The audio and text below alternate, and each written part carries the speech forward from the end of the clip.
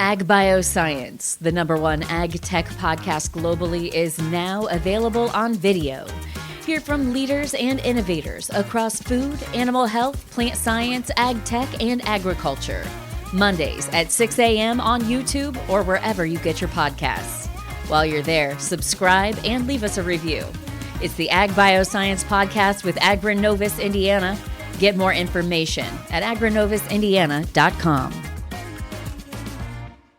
The internet changed how we work. AI is changing what work gets done. A bank cut loan processing from days to hours. A student built an AI scheduler, improving on-time delivery from under 70% to over 90%. Most teams know AI matters, but aren't sure where to start. InAI is Indiana's statewide AI adoption effort, built with industry, academia, and community partners, helping you move from understanding to action. Visit inaiready.com. This is Inside Indiana Business Radio for the afternoon of Tuesday, June 30th, 2026. I'm Alex Braun.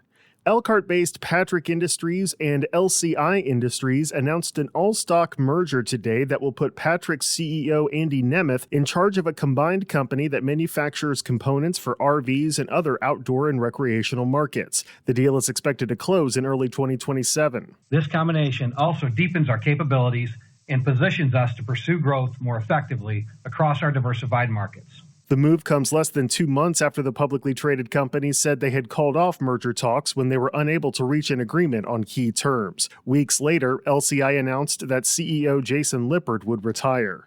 Evansville-based Deaconess Health System has selected Alice Rigdon to serve as its next chief financial officer, effective this fall. Rigdon currently serves as CFO of Mayo Clinic in Florida, a role she has held since 2020. Rigdon will succeed Cheryl Wathen, who is retiring after more than 36 years with Deaconess, including 16 as CFO. Governor Mike Braun will get another chance to fill a spot on the Indiana Utility Regulatory Commission after a longtime member has resigned. David Valletta sent his resignation letter June 26, saying he will step down on August 31st or sooner if a successor is named before then. From the #1 source for Indiana business news, this is Inside Indiana Business Radio. Thanks for listening to this IBJ Media podcast. You're probably going to remember this ad. Do you know why? Podcast advertising works. 85% of listeners recalled hearing an ad during a podcast, and 70% of podcast listeners have acted after hearing an ad. So whether you're looking to be heard across the entire IBJ Media Podcast Network, sponsor one of our shows, or just start with a 30-second ad, IBJ Media can help. Contact advertise@ibj.com to learn more. Governor Mike Braun's administration will make local governments whole for any gas tax revenues lost due to his suspension of Indiana's fuel taxes since May. IIB's Aubriana Herron has details. State Budget Director Chad Ranney will bring the formal request to transfer funds from the State Highway Fund for April and May to the Board of Finance on July 21st. Braun's office said Monday that once the transfer is approved, local governments are expected to receive distributions from the Comptroller's office within 5 to 7 business days. Hoosier drivers have been saving up to 62.5 cents per gallon in both sales and gas tax eliminations. Braun first declared an energy emergency on April 8th, temporarily lifting the state's sales tax on gasoline. He sought to offset the rapidly escalating cost of fuel after the U.S. and Israel went to war with Iran, which closed the Strait of Hormuz, a key transit hub for oil imports.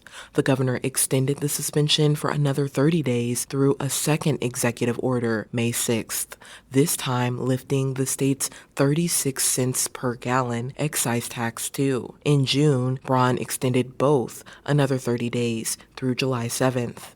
The 30-day tax suspensions combined are expected to cost the state $104 million in local units, $52 million.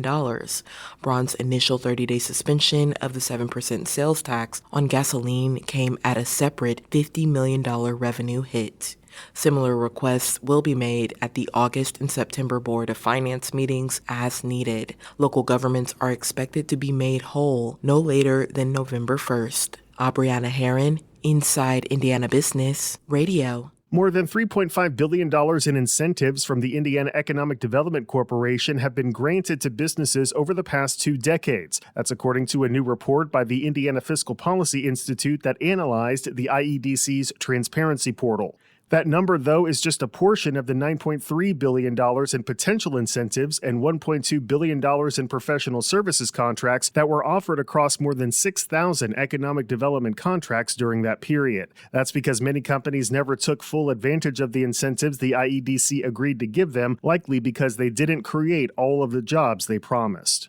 A Northwest Indiana couple is looking to fulfill a need for training space for youth baseball and softball teams in the region. Alicia and Dan Goads are investing $4.5 million to transform the former Dyer Indoor Soccer Arena into home field indoor baseball and softball. I coach a couple of teams and couldn't find any turf space this last winter. Just couldn't find anything. There was nothing out there to help us for our travel team. And when this became an opportunity, I jumped on it. I said, there's a market for this. The facility will feature 2 full infields, 26,000 square feet of turf, 12 batting cages, and more. The couple expects to open the facility in the fall.